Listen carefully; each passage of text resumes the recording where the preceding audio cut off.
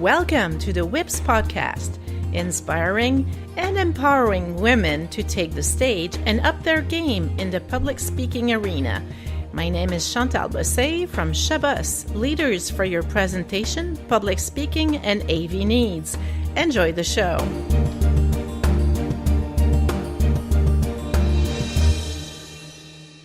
Hello, everyone. Welcome to the WIPS podcast. Today's guest is Lovelda Vincenzi, and she's from London in the United Kingdom. Welcome, Lovelda.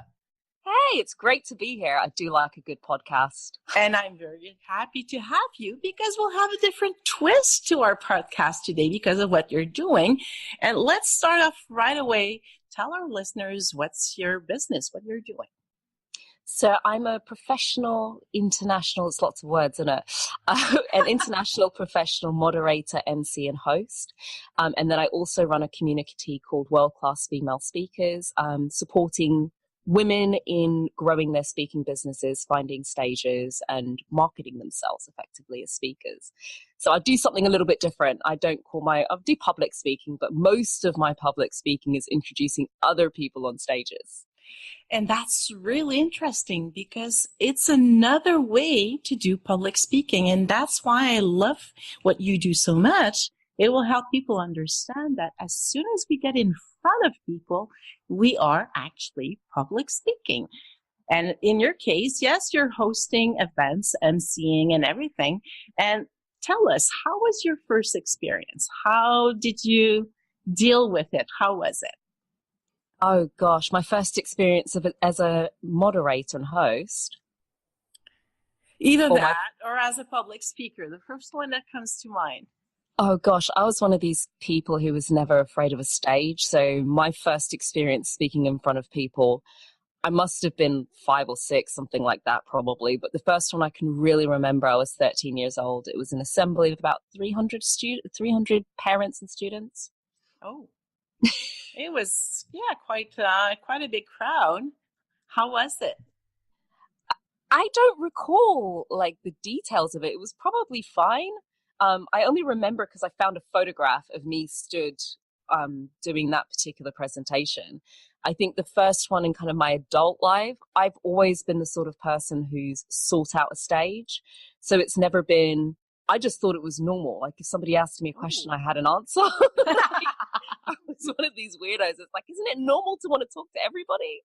Come on, let's have a chat. That's right. So you're part of the women that don't really fear it. You're actually seeking a stage to be able to talk. That's great. Yeah. We had a group project. I'll do it. I'll present it. Debating, I'll do it. Any of that stuff. I was that crazy kid. Drama, I liked drama and that sort of stuff as well. So I liked performing arts. So that probably helped in terms of a lack of nerves. But for me, I didn't know being nervous about speaking was a thing until I met people who were like, oh my God, it really scares me. And I was like, really? These people, they're like pussycats. They'll be fine. That's right. Well, that's a nice way to think about it. But throughout all the things that you've been doing, did you have any challenging experiences that you would share with us? Grief. I've had a few. I had an epileptic fit in a break. That was interesting. Yeah, I thought, right, that's it, Lovelda. You need to go get yourself first aid trained because apparently anything can happen. So yeah, I was co-emceeing with my husband and we went for, was my husband there? Yeah, we went for a break and I was talking to one of the speakers. And then I felt somebody hit my back and I turned around because I just thought they tripped and they fell on the floor and just started having a fit. So that was interesting. Yeah, that's probably the scariest situation I've been in. One's a bit more down to earth for a moderator. I turned up to a fashion event when I first started out. And at least I had the location. I've had people not send me any details. So I had to cancel the one where I'm like, it's the day before and I don't even know where I'm going. This is not a good sign. No. But this one, I turned up and we'd been asking, I was co-hosting with a friend of mine, and we'd been asking for a while, like, can you send through the bios? Because it was a design awards ceremony. And she said, I'll print them out and I'll bring them tomorrow. So I thought, well, this is going to be great. Like there's it was about 30 odd designers we had to introduce. And I literally had nothing. I didn't even have names. And we turned up, and so I've hunted her down. I got there super early, the organizer, and she said, oh, my printer was broken. And I thought, you've got to be kidding me. I'm not lying. So I have stories. I'm not lying. So my friend was on the panel to help with the judging. So I literally set up a little station in the dressing area. I found one of the volunteers and I said, you literally have got to find me everybody who's coming on stage. And so I was sitting down with some of these designers who were freaking out because it's for some of them, you know, they're presenting, they've got to get their models and the outfits and the fittings and all of this sort of stuff. And here's me saying, can you tell me your bio again? And I've sent it. I said, listen, we can sit here and you can get angry at me, but the bottom line is I don't have it. And so I can sit here and play the victim. You can sit here and play the victim, or I can ask you some questions for 5 minutes and then you can be on your way and I'll give you a beautiful introduction. But as it is, I'm just going to say your name and say they're coming out with some clothes and hope it's clothing. Oh my gosh. Because for all I know, you're doing bags. And normally at that point they calm down and, you know, but I had to pull 30 bios. Missed a few because we couldn't find them. So I remember being on stage and the door was a little bit open and I could see through the door the designs. So I literally just had a card that had the name of the person. And so from there, I just made it up based on, they've got clean white lines. Oh, wow. So is that when you kind of learn to improvise? Yeah, I think moderating and hosting is not for somebody who likes things to be structured and organized at all times, because the event industry isn't even with the best will in the world, the best event organizers in the world, you're dealing with a bunch of people on a day, and people do not always act the way you want them to when you want them to. So if you need things to be absolutely perfect all the time, then I would probably suggest that stick with traditional public speaking where you're in control at least of your content. But I'm in control of almost nothing. So to me, it's fun, but it's not everybody's bag. I realize that. And what gets to my mind is, how are you even able, is there a type of preparation you can even do? Because you're not able to have, like you said, you don't have control over the content, or you have that experience. The printer broke down and you don't even have the bios. What can you do to just either prepare your mindset, or how can you deal with that? That's interesting. So I'm also an event organizer. So some of my clients, I do some of the coordination for them in terms of working out, especially for people who are in the digital domain and they want to move to doing physical events for their clients. It's a completely different space. So I'll often work with them in coordinating and running orders and pricing and how to make it profitable yet really interesting and exciting. Yeah. So it helps having that understanding of the domain of my client, because I can do that job as well. But so there's a few things. Firstly, it's the selection of a client. I can now tell really early on how much work it's going to be. And so based upon that, sometimes I will opt out where it's just a case of, look, I don't think you need a moderator or you're not going to be ready. But it is a good skill to be able to be on the fly with things, actually, because most people will not put up with not having the information.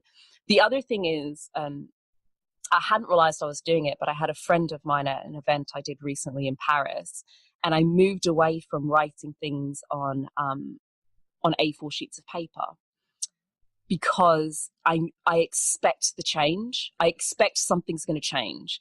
And there's an old saying as an event organizer, which is, if it can go wrong, it will go wrong. And something will go wrong. Something will go wrong. And so the best event organizers always plan for every eventuality, because something will go wrong. And the prayer is that the thing that goes wrong is really trivial. Yeah, that would be the best. It's kind of like, oh, lunch came out 10 minutes late. Oh dear, that's my wrong thing, right? But something's going to go wrong. And so that's where the best event organizers are. And so therefore, as a moderator, I take a similar sort of view into organizing things, which is something's going to go wrong. The order's going to change. Somebody's going to overrun. Those are the normal things, but sometimes it's way outside of that. So I have to be prepared for shifting orders. So on a practical level, I don't put my notes on A4 sheets of paper because I know they're going to change it. Somebody's not going to turn up. Somebody else is going to replace them. Yeah. The organizer's going to decide, oh, because this is running late, let's move these things around. And it's easier for me to stand in front of them with a set of cue cards and kind of go, okay, so this one's now number 1 and this one's number 2.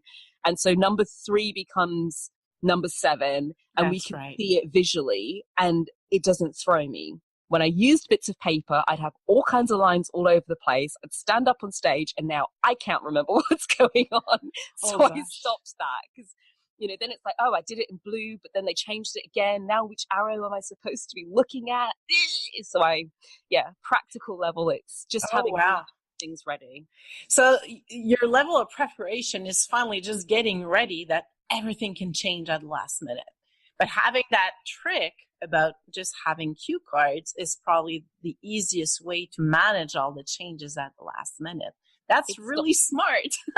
It stops me freaking out because, the main thing is I see myself as having 3 audiences. So I've got the client who pays me and they want to make sure that their event runs to time. They've got their own agenda. The event runs to time, and that it's an amazing experience. And that they've got somebody's help to deal with any changes. Then I've got the speakers, and the speakers want to come onto a really nice, warm, excited crowd who wants to listen to them. Ideally, as a speaker, that's what you want. The last thing you want to do is be the last one on the day. Half the crowd is gone, and those that are left have checked out anyway, and they're just sat talking to the friend next to them. They're just bored and they're tired, right? So my other client really is, or the other person that I feel like responsible for is the speaker. And that means, dear speakers, that if there is somebody who's introducing you, honestly, make it your job to connect with them. The number of times I'll reach out to somebody I'm supposed to introduce and they don't make the time to have a conversation. And the challenge with that is now you're leaving your introduction to the discretion of somebody else. So what's going to happen? I'm going to do my best based on what I can find about you. And sometimes it's lots. Some people, I chuck their name in Google and a whole raft of stuff comes up. I can listen to some of their previous talks. I have a good sense of what their energy is. I can learn how to pronounce their name because somebody else has said it, especially if it's different. For other speakers, I'm then going literally on a bio. And if something's changed and you're using a bio from a few years ago or the organizers pulled some stuff down, that's all I have. That's right. And so based upon that, that's what makes your introduction, because I know nothing else about you. You're a stranger. You befriend the moderator, they can then introduce you like a dear friend. Absolutely. And that introduction is so much more compelling for an audience to listen to than next up is Jenny Blake. That's right. You can add that little warm feeling to it because they took the time to just take a few minutes with you and exchange, connect. Yeah, minimum, your bio should have the best things about you in it, because at a rush, because sometimes a moderator and MC will get things really late, my trick is I'll pick the top 3 things that sound really interesting. Appeared in, published in Forbes magazine, international speaker, has met the president. Great, I want to listen to that person talk. But if your bio is your story, has a really wonderful story, not quite as exciting to kind of perk you up and go, I really want to listen to that.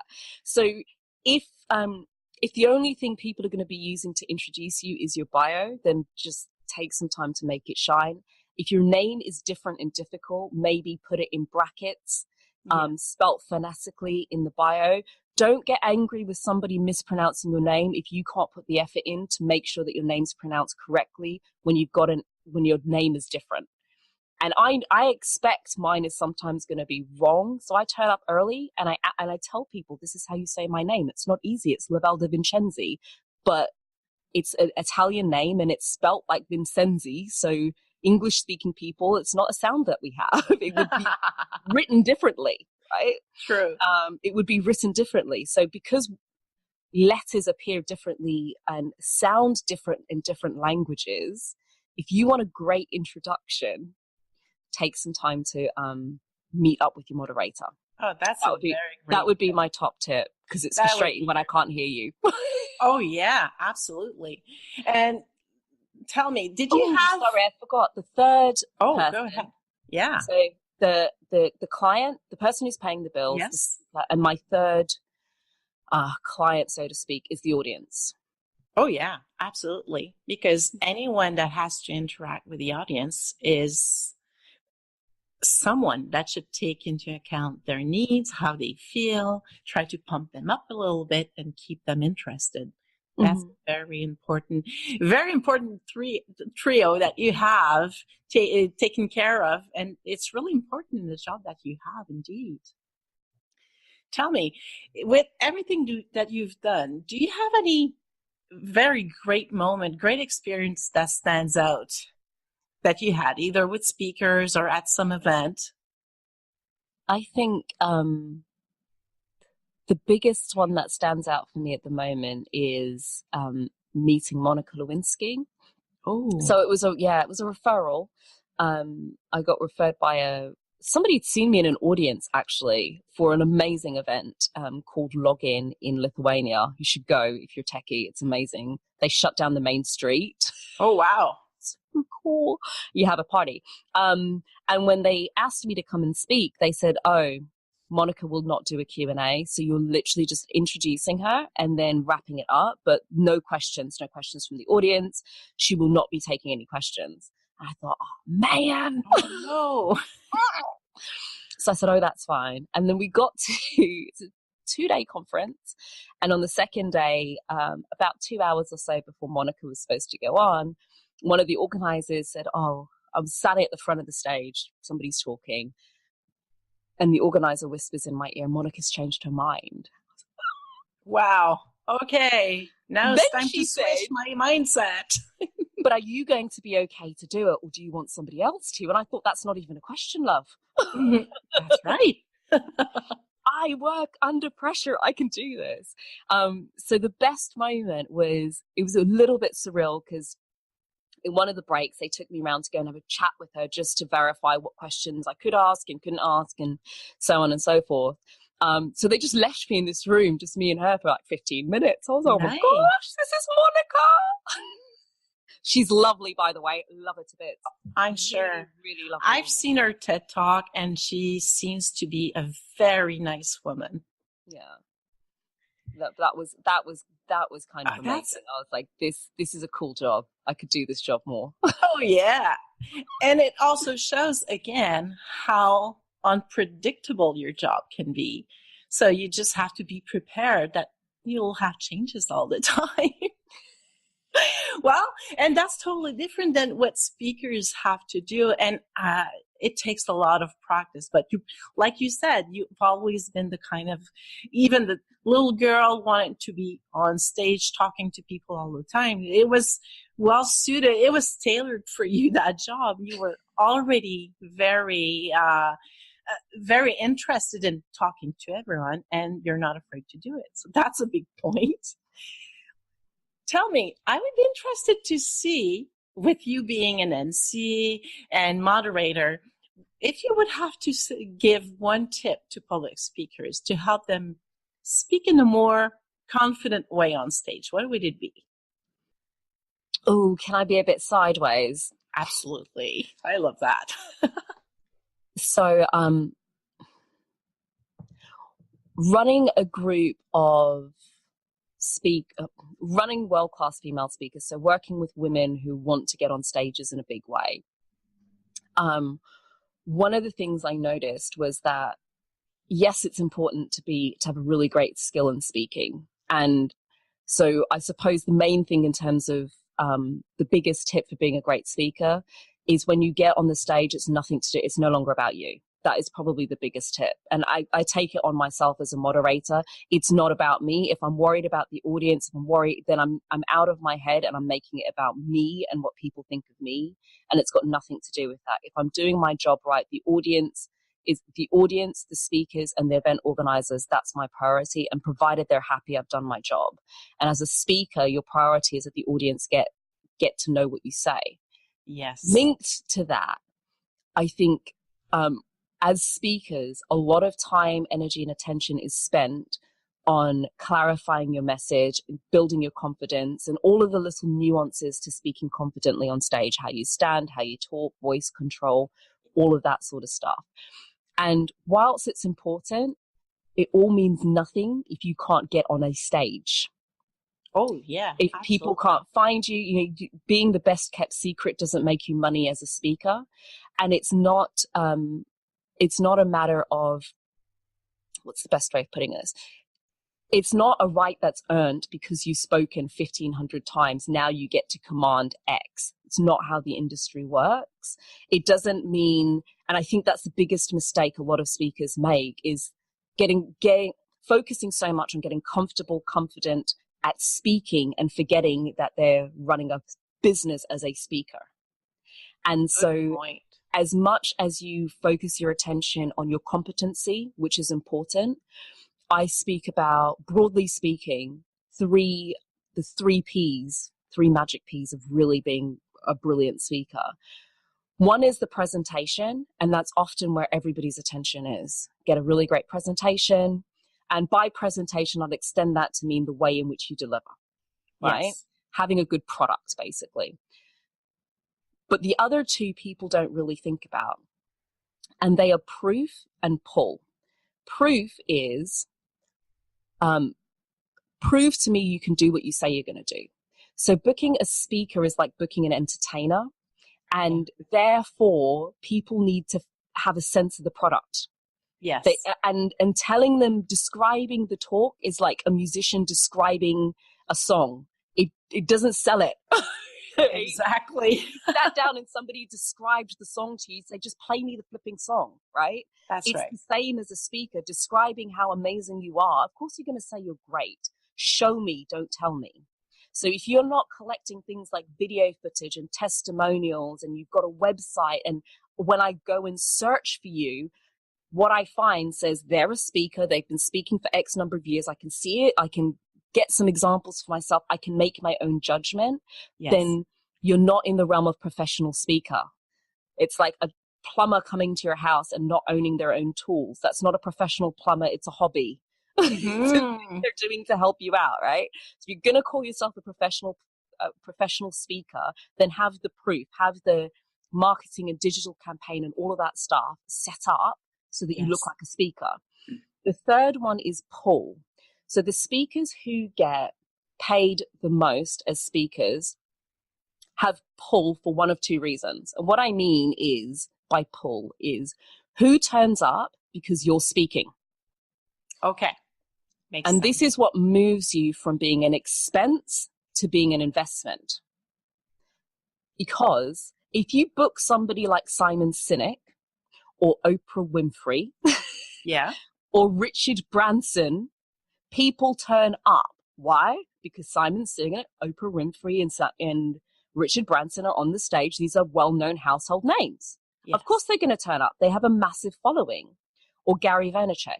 They have a following for one of two reasons. Either if you take a Gary Vaynerchuk or an Oprah Winfrey, people are following them because of their message. They have a huge social media following that they've built. If you take somebody like Simon Sinek or Richard Branson, it's because they're known in their field. Yes. Right? So either you have depth of expertise, that you've written a book, you've done a specific piece of research, you are the go-to person in that field about that topic, that people will turn up to hear you speak because you're an authority, or you've built such a mass following through what you're doing that you're a household name, so people are going to turn up to see you. So if you really want to build a solid speaking business where you can command the highest fees, you need to have all three. The only way you get away with rubbish marketing is if you're a household name, Richard Branson doesn't need a website. You're right. Although he's known and he has a website for something else, but you're right. He doesn't need a website. He doesn't need a show reel. He just says, I'm Richard Branson. That's it. Job done. That's it. Right? So unless you're carrying that name, and let's face it, most of us aren't. We haven't built that level of celebrity around us. We haven't got that depth of authority in terms of what it is that we do, although we're building it. We're building that level of credibility. Then you've got to look the part, which means that when I show up, when you tell me you're a speaker and I Google you, and then you tell me you charge £6,000 an hour, what I see on the screen in front of me and your price sound the same. It feels congruent. It has to level up. It has to level up. Yeah. Otherwise, you're a budget hotel asking for luxury prices and ain't nobody going to pay that. Absolutely. These are business people. They're not going to pay for something that doesn't feel like value, especially if they can't see you. They kind of go, I've had a look and nothing says that you're telling me you want how much, and I don't believe you. Maybe you're worth that much, but I don't believe you. I haven't seen you for myself. I can't find it. And what I do find is grainy Facebook lives and that sort of stuff. And you want me to pay how much? That's right. Here's £500, love. Is that okay? That's it. So yeah, in answer to your question, yeah, firstly, it's about the audience. But the bigger piece of advice I can give you as a speaker to be great as a speaker is move beyond it just being about your talk and your presentation. And remember that, you've got to be able to have a great presentation, great pull, and you've got to be able to have the proof points so people believe you. And when you've got all three of those things, that's when you can really command the higher prices. And that's when people come to you. Oh, yeah. And it's an amazing tip. Even though it has three parts, that's a very powerful thing to put in place. So I'll make sure that people remember Lovelda's 3 Ps, because that's really an amazing tip. If you want to put yourself out there, that's what needs to be done. And you know what, Lovelda, we're already at the end of our interview. That went by so quickly, and you shared so much value. I really, really thank you for it. What we'll be doing is that we'll put in links for our listeners to be able to connect with you, find you, see what you do, even go and inquire more about your emceeing, moderating jobs and stuff like that. But at the same time, also follow you to make sure they get all those gold nuggets again. It was really a pleasure to have you with me. It's been an absolute blast. And check out the show notes. We'll make sure that we get all of the details in terms of how you connect. And if you want to learn more about marketing and stuff, I've got a program coming out soon as well. Name is to be decided. It'll be 4 days. At the moment, it's a working title. Because the team are like, Lovelda, we haven't decided on the name yet. I'm like, what do I say? So the working title is a mini marketing masterclass. It'll be 4 days, £97. But by the time you hear this, we'll have all the details, but the title might have changed, but we'll have it in all the notes. That will be great. So I thank you very much, Lovelda. Have a great day. All right. Thank you. We hope you enjoyed the show. Please tell us what you think by commenting, and even share with your own networks to inspire and empower others to do public speaking.